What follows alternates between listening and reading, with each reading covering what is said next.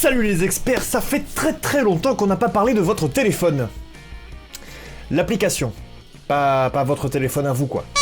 Donc, ça va être très simple, on va commencer par ouvrir l'application sur le PC et vous constatez peut-être que dans la barre ici des tâches, eh bien je l'ai épinglée tout simplement pour que ça aille plus vite. Mais vous pourrez très simplement la retrouver en appuyant sur la touche Windows pour ouvrir le menu déroulant, en tapant VOTR comme le début de votre téléphone et en cliquant sur l'application. Ici, vous avez directement la possibilité de connecter votre appareil, donc à savoir soit un téléphone Android, soit un iPhone. Et je ne vous cache pas qu'ici, il s'agira d'un Android. Et on va vous demander pour commencer de vous connecter avec votre compte Microsoft. Et si comme moi, lors de l'installation de votre PC, vous avez déjà rentré l'adresse mail correspondant à votre compte Microsoft, normalement elle devrait déjà être pré-remplie ici. Si ce n'est pas le cas, pas de problème, vous la tapez, un point c'est tout. Cliquez donc sur continuer, et donc là, de deux choses l'une, soit vous avez un appareil qui nécessite l'application votre téléphone, donc vous allez tout simplement télécharger l'application votre téléphone pour pouvoir flasher le QR code et synchroniser vos deux appareils. Soit comme moi, vous avez un Samsung ou tout autre appareil bénéficiant de ce type d'option. Et à ce moment-là, c'est encore plus simple, vous allez voir. Vous déroulez comme ceci avec le doigt le menu déroulant vers le haut, vous le faites une deuxième fois pour faire apparaître encore plus d'options, et ici, vous voyez qu'il y a une option lien avec Windows. C'est aussi simple que ça. Faites un appui long dessus et ensuite vous allez voir apparaître ce menu. Ce menu dans lequel vous allez mettre ajouter un appareil tout simplement. Continuer. Ici vous devriez alors recevoir une notification comme celle-ci avec laquelle vous devez autoriser en fait la synchronisation entre les deux appareils. Vous mettez autoriser.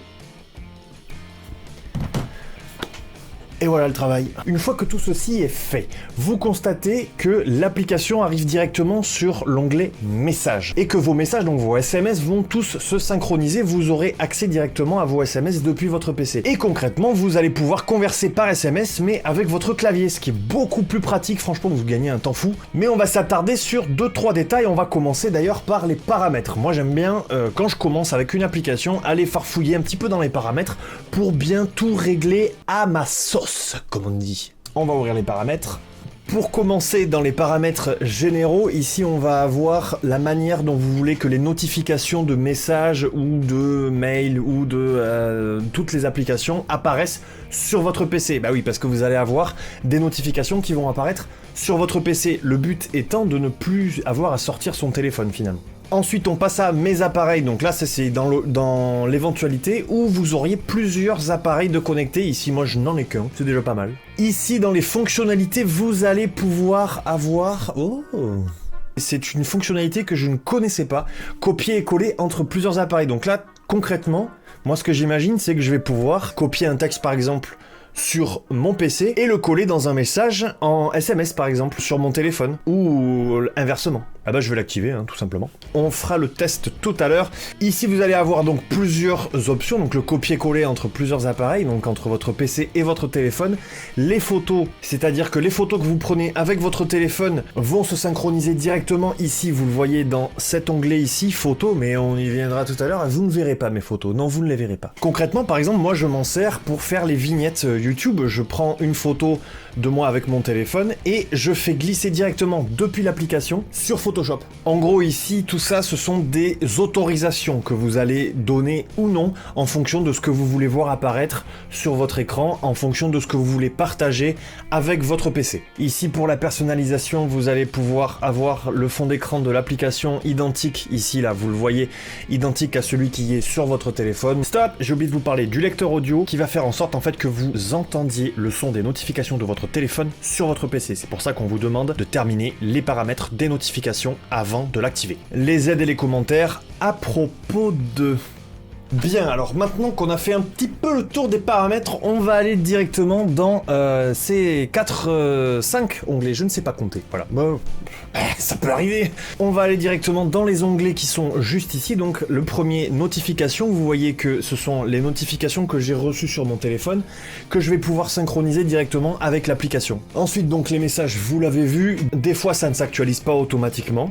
Donc vous pouvez tout simplement, ici il y a un bouton actualiser, vous pouvez, et ça vous pouvez le faire sur tous les onglets, actualiser manuellement en fait tout simplement, hop. Vous voyez que ici il y a un message qui apparaît avec la dernière mise à jour, la dernière synchronisation, donc qui est bien le jour où je tourne cette vidéo, donc le 30 octobre. Tout simplement je vous propose qu'on fasse un test avec les photos, donc je vais en prendre quelques-unes pour faire, pour faire ma vignette en fait tout simplement, la vignette de la vidéo que je suis en train de tourner actuellement. Selfie.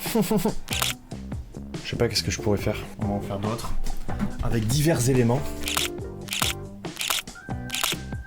Ah, il faut ce qu'il faut, hein. Pendant ce temps, je vais lancer Photoshop.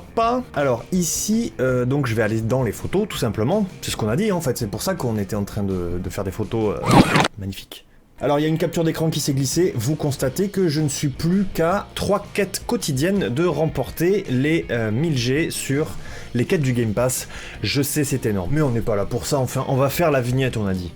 Hop, hop, ça dégage, bah oui. Ici donc c'est une ancienne vignette comme vous pouvez le constater, hop, on va masquer, je vais faire ça très vite, hein. Je vais faire ça très vite. Et là,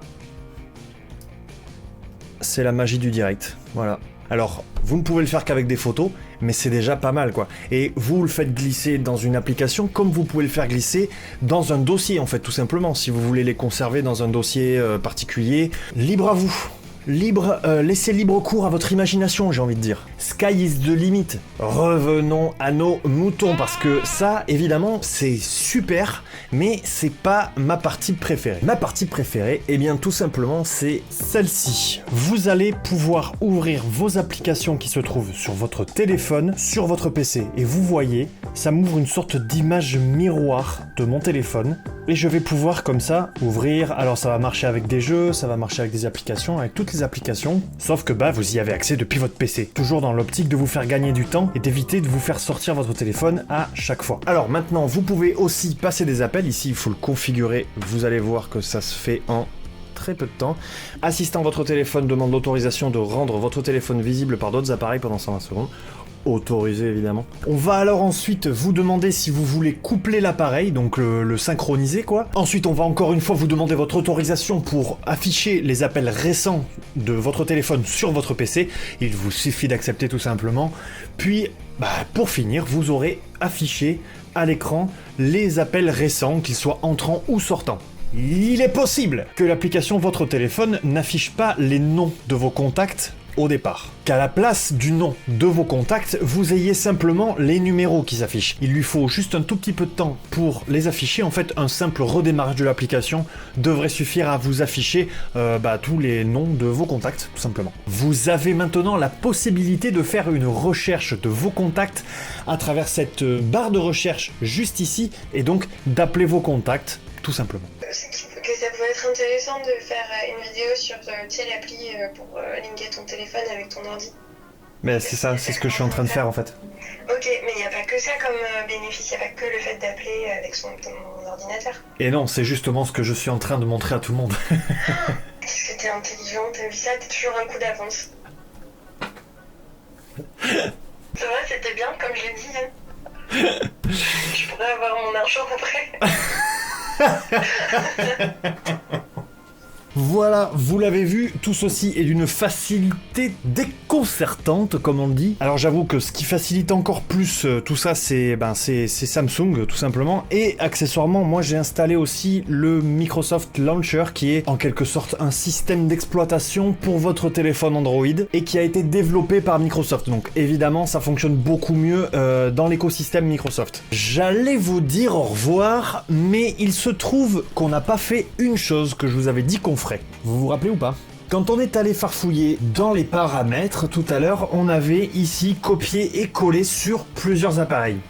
Eh bien, ça fonctionne très bien. Vous allez sur le bon Wikipédia des familles, vous faites un appui long sur votre smartphone, puis vous sélectionnez un ou plusieurs paragraphes à copier, vous cliquez sur copier, je pose mon téléphone, et là, je vous indique le raccourci, c'est Windows V pour voir qu'est-ce qui a été copié dans le presse-papier. Ah, évidemment, il faut que je me déplace. Hop, je refais Windows V.